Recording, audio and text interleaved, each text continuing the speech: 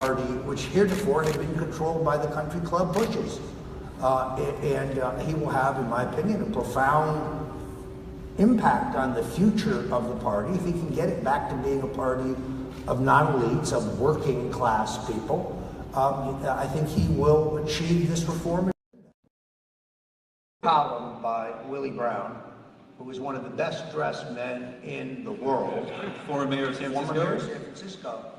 The other day, I believe it was in the San Francisco Chronicle, where he said that while the Democrats are raving about Russia, Trump's on his way to re-election. If he builds the wall, if he improves the economy, if he redoes the trade agreements, and if he gets us a more workable immigration system, he's going to get re-elected. Willie Brown's a very smart man. Willie Brown is definitely a smart man. Would you agree that so far he has struggled in office?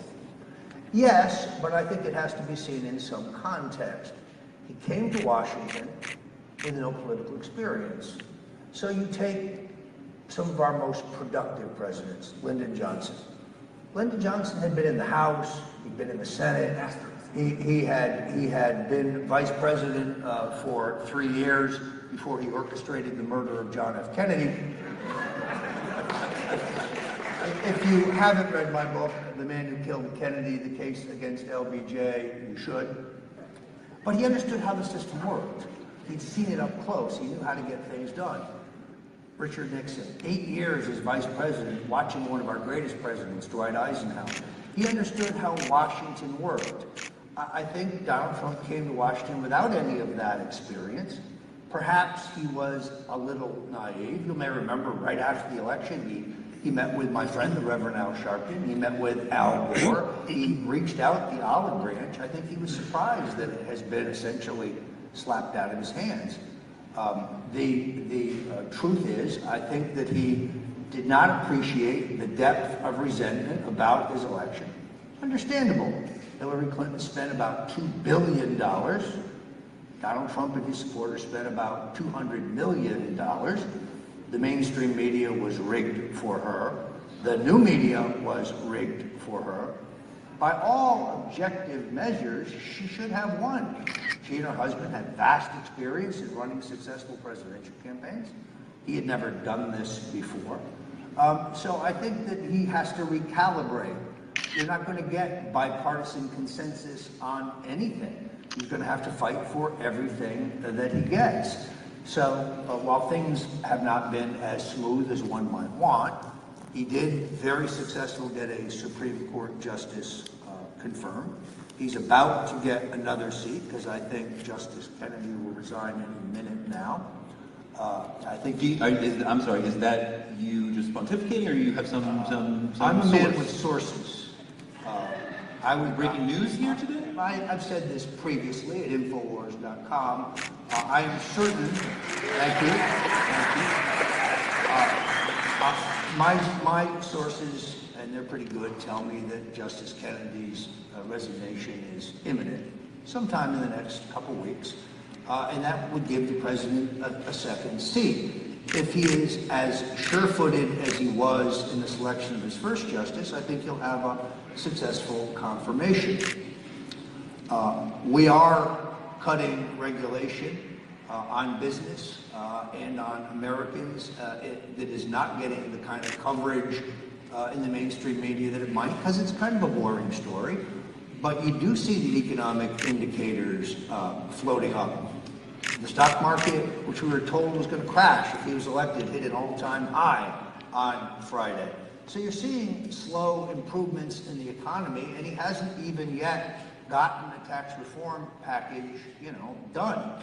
I mean, okay, so one of the core promises of the campaign was that he would repeal and replace Obamacare. Yes. He spent considerable time and political capital trying to get that to happen. That has failed.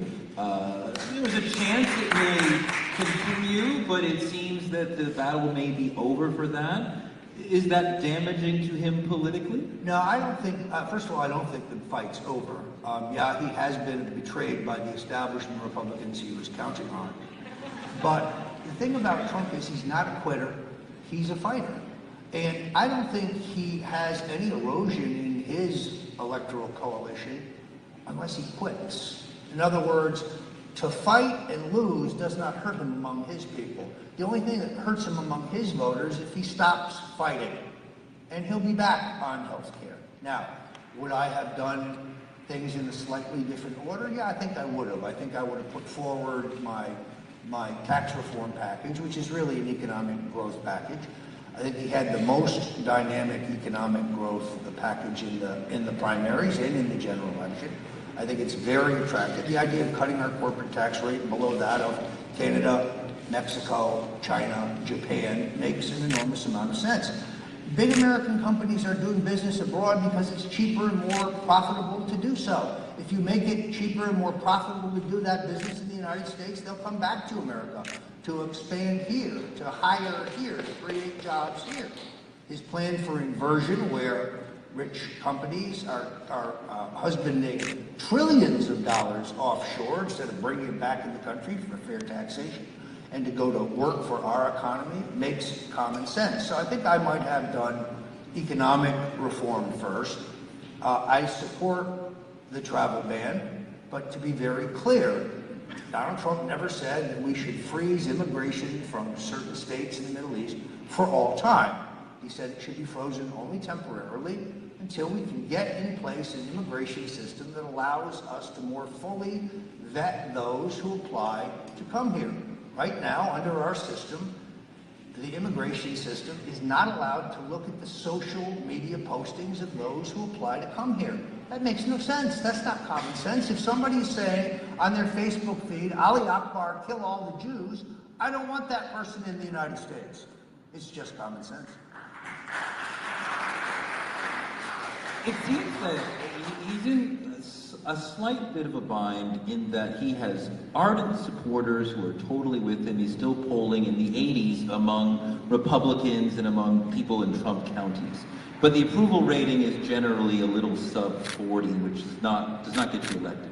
And there's a wide gulf between what his supporters want him to do in terms of policy, in terms of tone, in terms of things like Twitter, and what other folks want to see him do. And it does not seem to me that that bridge is that can be bridged, those two things. What do you think about that sort of divide, that he's got his folks and they are far apart from all the other folks, and it seems like there are 60% on the other side and 40%, 39% with him?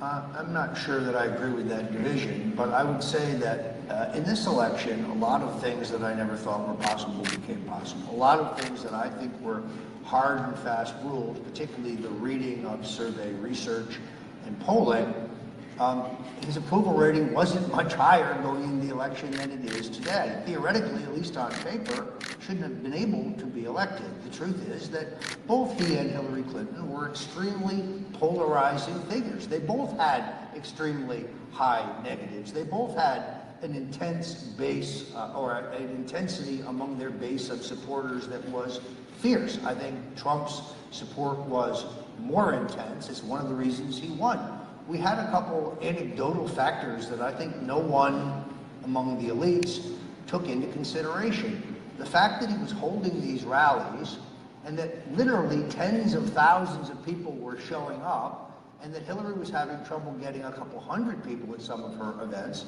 The fact that his supporters seemed to dominate on social media, this was anecdotal evidence that something significant was happening in the electorate that voters were not seeing. Then additionally, I think a lot of the pollsters in 2016, and I don't think that this was a willful mistake, they weren't rigging the polls. I mean, there were some who were inflating their Democratic sample to give her a lead, but most pollsters are just honest people trying to do their job and get an accurate depiction of what the electorate will look like and what an election will look like. But I think many pollsters, Republican and Democrat and unaligned, nonpartisan, believed that the makeup of the electorate was going to mirror the makeup of the electorate 4 years ago. It was never realistic to think that Hillary Clinton would get as many votes from African Americans, the same percentage, as Barack Obama. Barack Obama is an iconic American figure. He's a piece of history.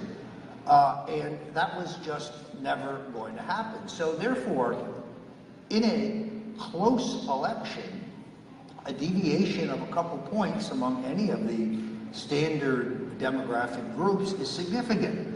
Donald Trump nationally got somewhere between 3.5% and 5% more of the African American vote than Mitt Romney. Now you could say, well, that's insignificant. Yes, but it gave us Michigan, it gave us Wisconsin, it gave us Ohio, and it gave us Florida. If you look at the African American counties that are strongest in those states, we ran marginally better than Romney or McCain, and that makes a difference. On those specific points about black voters and that Rust Belt, did not voter ID and some voter suppression methods help there? No, I don't think so. I think what made the difference was Hillary Clinton was not only Barack Obama, she wasn't even her husband. I don't think black voters had any particular affinity for her candidacy.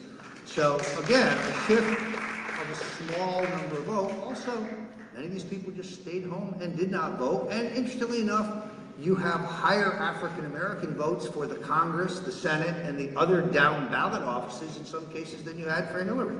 I think there was a disconnect there. They did not identify with her candidacy. This White House interpersonally appears to be in constant chaos. Lots of people getting fired, lots of people leaking and arguing back and Some forth. people who need to be fired haven't been fired yet, but the day is young. Well, would you like to see Anthony Scaramucci shown the door? No, not at all. I like Andrew Dice Scaramucci. Who would you like to be seen shown the door? I'm not going to name any names, Dina Powell. I'm not going to throw out any names, Gary Cohn. See, I had this quaint idea that to work in the Trump White House, you probably should have supported Donald Trump for president. To work in the Trump administration, you ought to maybe support the Trump reform agenda. Now, I understand the bigger picture thought that, well, maybe we could combine the Republican establishment with the Trump train. It doesn't work that way. And sadly, I think in some cases, the president has put his trust in people who are not really with him. On the other hand, seeing Jeff Sessions announced last week that he's going to open a probe to find the leakers, this is an enormous waste of time. The leakers will never be found. And then when government becomes frustrated in their inability to find the leakers, they begin surveilling people. And when you begin surveilling people, well, you're as bad as the people you're trying to find. The FISA court, the super secret FISA court, where they will approve surveillance of an American on the basis of no probable cause, no evidence of a crime. We want to listen to Roger Stone. We want to read his emails, look at his text, just because we want to. That's scary in itself. Thank you, George W. Bush. But what you had was an extraordinary document released by the FISA court in November that reveals that tens of thousands of Americans were surveilled for strictly political purposes, and that surveillance was then, in some cases, unmasked and used for political purposes. This is 10 times worse than Watergate. 8 misfits broke into the Watergate, tried to plant bugs that never worked. 3 of them were on the CIA payroll at the time that they did it. Judge Sirica was meeting illegally with the Watergate prosecutors. Richard Nixon's ahead of the schedule the Pentagon wanted. He reached a strategic arms limitation with the Soviets. He opened the door to China. He desegregated the public schools without bloodshed or violence. He gave us the Environmental Protection Agency. He increased civil rights enforcement funding at the DOJ by 800%. He appointed more African Americans to federal office than John Kennedy and Lyndon Johnson combined. If you go back and look at it, he was a pretty progressive and successful president. But he was a peacemaker. We got to get rid of him. He's a peacemaker.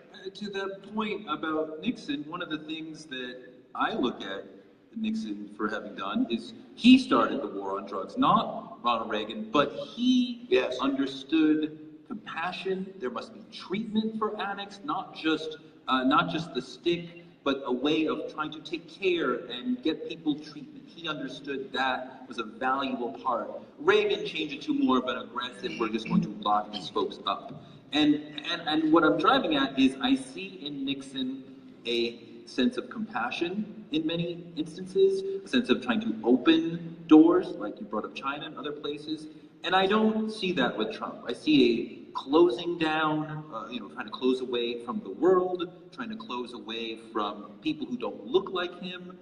Why do we see that? Why is that legacy of Nixon not carrying forward?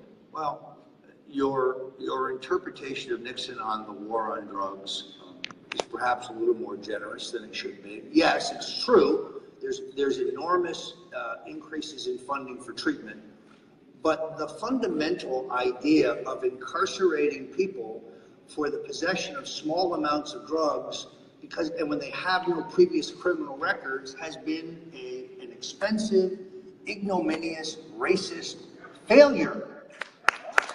And when Chris Christie and Jeff Sessions and yes, John Kelly say they want to bring back the war on drugs, they want to refire the war on drugs, perhaps they didn't see in the campaign when Donald Trump said medicinal marijuana, leave it up to the states. I believe in states' rights when it comes to the question of medicinal marijuana. If that's what the people in the states decide they want, that's the way it should be.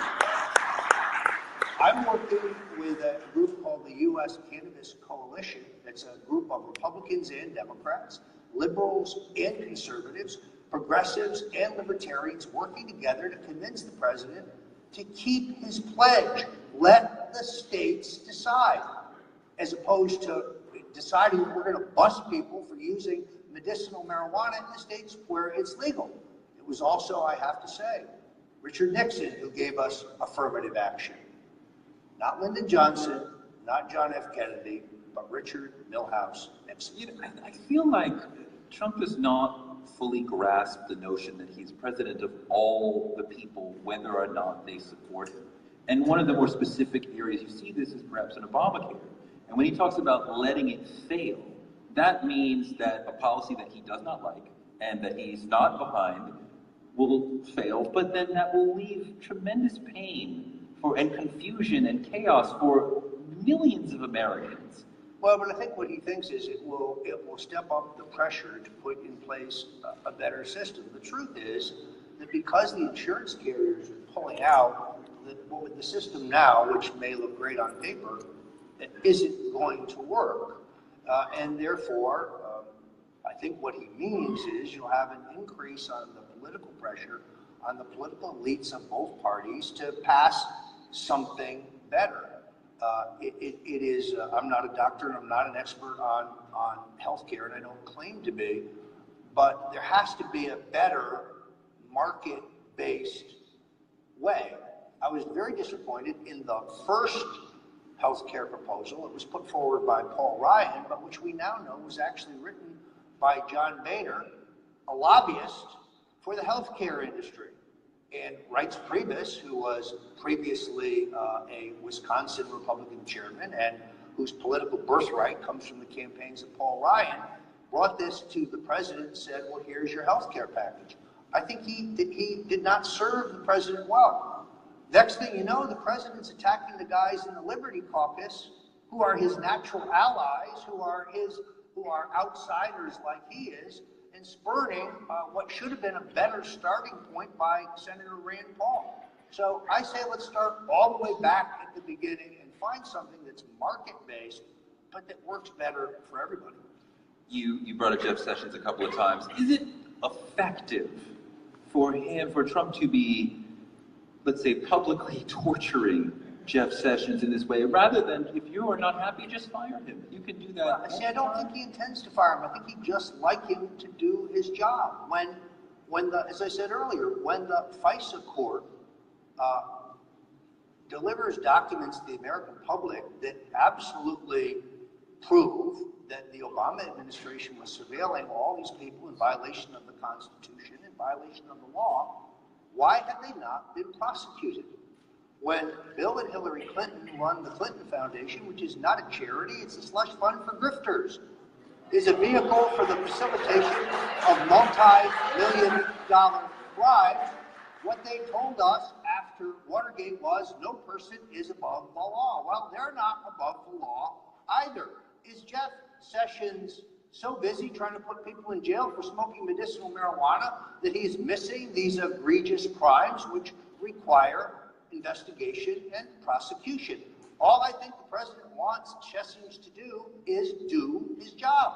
There was tremendous anger when President Obama took office at President Bush and some of his folks around the Iraq War specifically. And there was a call in some far left circles to put them on trial or something like that, bring them up on war crimes. And I think the cooler heads in the administration said, no, that's not the way we do things in America. We want to keep moving forward. We're not going to demonize them for past mistakes. We're going to move forward. And Donald Trump seemed to have broken with that by continually bringing up Hillary for far smaller crimes than the Iraq War invasion. I think there's a very big difference. There's a very big difference between a foreign policy mistake. And by the way, I was opposed to the Iraq War. I wrote against it then. I spoke.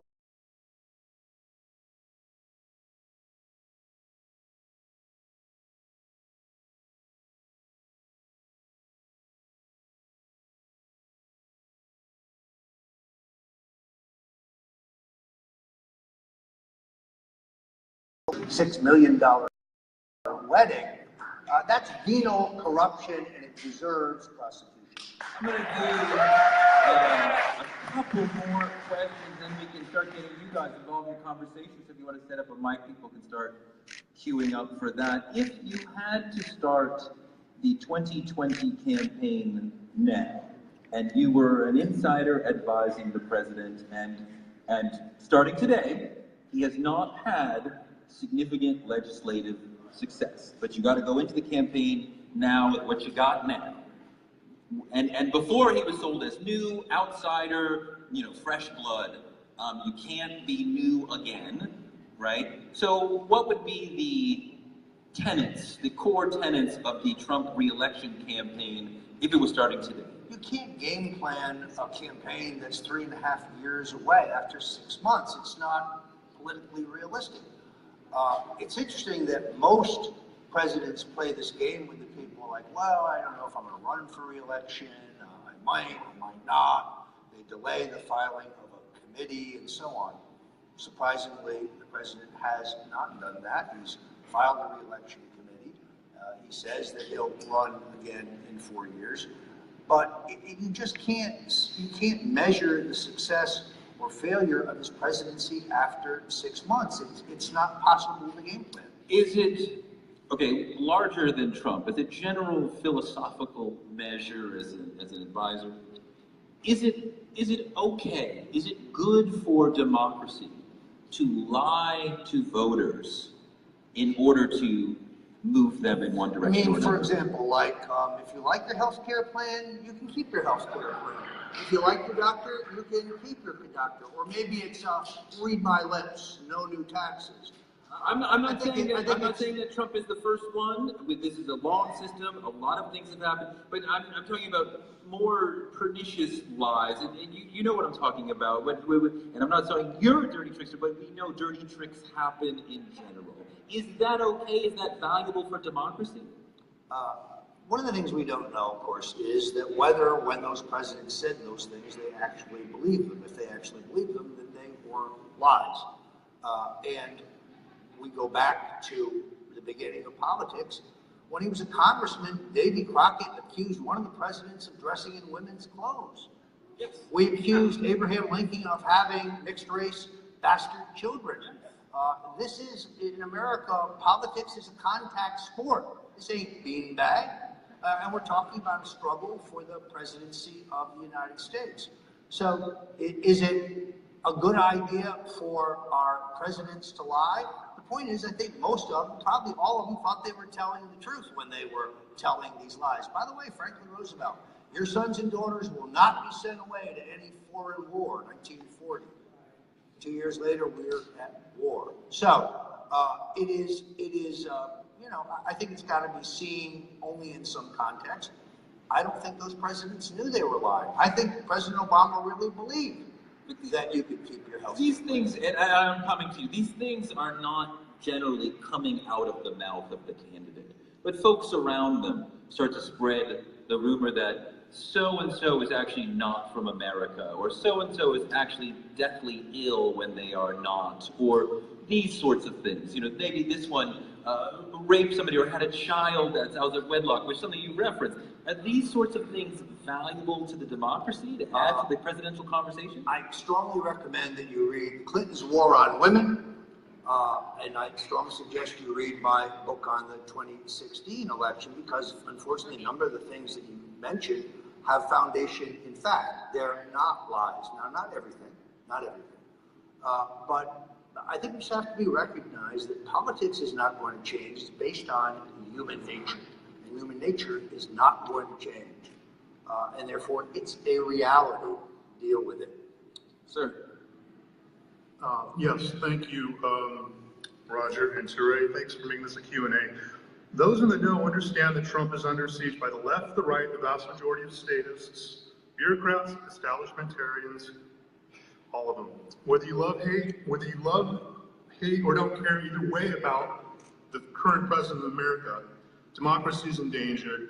And even if a very progressive future president rubs enough of the wrong people the wrong way, the right people the wrong way, they can be run out of office too.